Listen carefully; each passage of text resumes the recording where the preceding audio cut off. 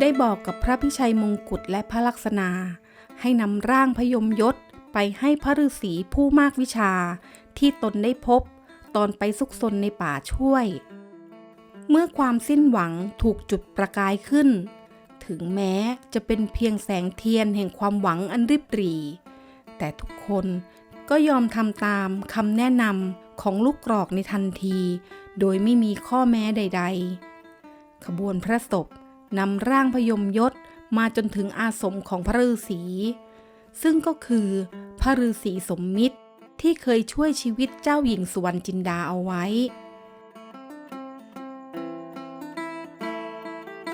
พระฤาษีนั่งนิมิตและล่วงรู้ด้วยญาณว่าวิญญาณของพระยมยศกำลังหลงทางและบัดนี้ก็ได้ไปสิงสู่อยู่ในร่างของคนป่า